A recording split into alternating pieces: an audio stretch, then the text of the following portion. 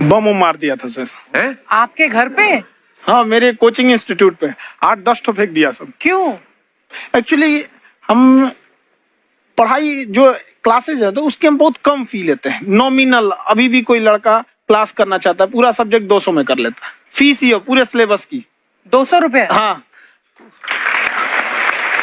तो बाकियों को थोड़ा सा प्रॉब्लम आने लगा था। और हमको समझाएं, हम क्या, हमको क्या दिक्कत है, क्योंकि बहुत सारे लड़के जब हम लोग अपने स्टूडेंट लाइफ में थे, इंटरमीडिएट क्रॉस किए थे, तो हमारे साथ के कुछ लड़के पढ़ने के लिए चले गए थे दिल्ली, उनको यूपीएससी निकालने के लिए चले गए थे। हालांकि जो गए थे उनमें किसी का नहीं हुआ। तो हम लोग ना उनको जब स्टेशन छोड़ने आए थे, बड़ा भारी मन से हम लोगों ने विदा किया कि इन लोग के गार्जियन कितने पैसे वाले, इन्हें भेज दिए वहां, हम लोग के नहीं भेज सकते थे। तो ऐसे लाखों स्टूडेंट है जिनके गार्जियन नहीं भेज सकते। इनका मतलब गरीब होना कोई अपराध नहीं है, उसे कोई पढ़ाई से नहीं रोक सकता। बिल्कुल।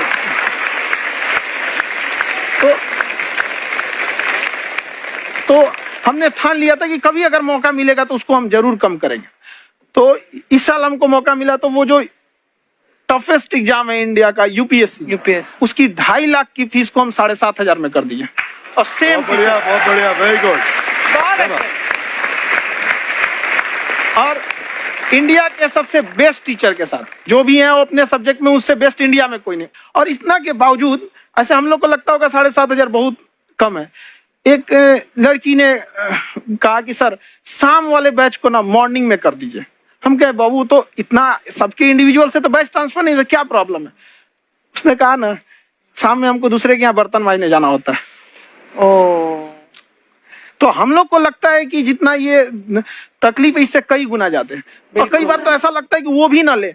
एक लड़का बेचारा नदी से बालू निकालता था और वो बालू को भरता था, फिर नाव बालू को किनारे लेके बेचती थी, और वो बालू भरता था, उससे मेरी फीस ले आया। हमारा हाथ कांप गया, हम कैसे फीस ले लेंगे यहाँ पर। बहुत बढ़िया।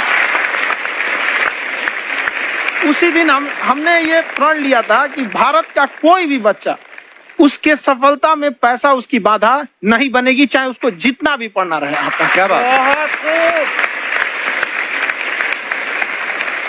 और अर्चना जी, मैं इनके बारे में एक बात, खान सर आपके बारे में मैं एक बात कहना चाहता हूँ। इनका जो स्टार्टअप है ये बूटस्ट्रैप्ड है। अच्छा। मैं साधारण भाषा में बता देता हूँ, ये सेल्फ फंडेड है।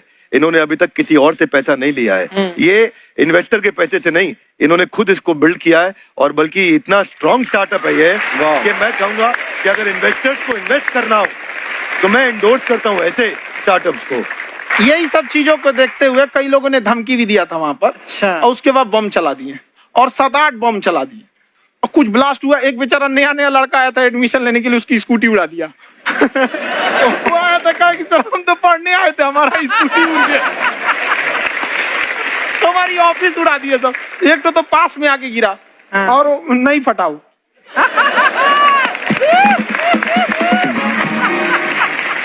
बाद में बहुत सारे लोग धमकियां दिए, लेकिन कहते हैं ना, सूरज कितना भी तेज चमक ले, समंदर नहीं सुखा सकता है। वाह वाह वाह, क्या बात है।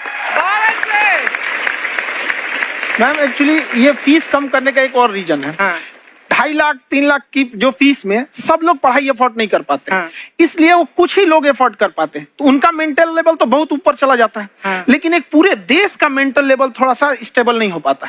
तो जब फीस कम रहेगी तो हर वो लड़का तैयारी करने के लिए आगे आएगा जिसका सपना है देश के लिए कुछ करने का। सीटें लिमिटेड हैं, उन्हें को मिलेगी, लेकिन जिन्हें नहीं मिलेगी उसे मिलेगा देश का एक जिम्मेदार नागरिक।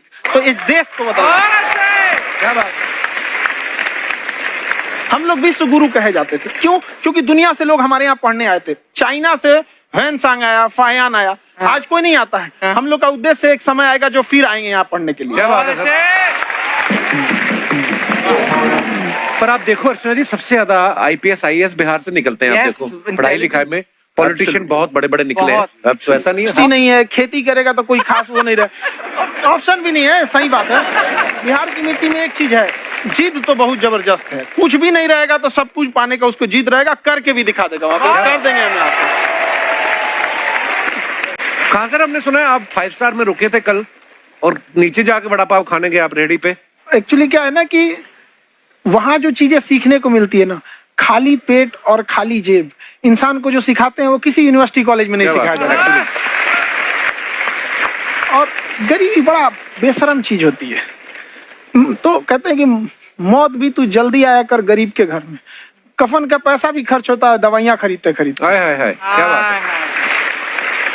और खान सर की खासियत ये है कि जिसको तो पढ़ना है, जिसको एजुकेशन चाहिए, वो तो इनका वीडियो देखते हैं, लेकिन वैसे भी कई लोग, जैसे अर्चना जी बात करी थी, कहती मैंने जब देखना शुरू किया तो मैंने बैक टू बैक इतने सारे वीडियोस देखे, क्योंकि आपका जो तरीका जो बोलने में, एक तो इनकी जो टोन है पढ़ाने में, और साथ साथ में जो ह्यूमर आता रहता है, तो उसकी वजह से और भी इंटरेस्टिंग हो जाते हैं आपके वीडियो। शुरुआत में हम लोग जब स्टूडेंट लाइफ में थे, या हम कई स्टूडेंट को भी देखते हैं, वो बेचारे जब थक जाते हैं तो आपका शो देखने लगते हैं।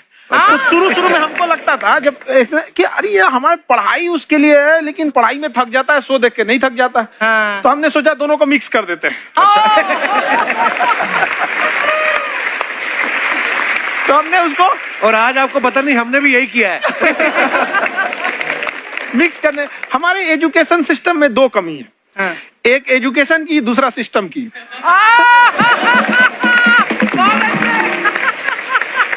लगा के गोरी लेंस नीला नीला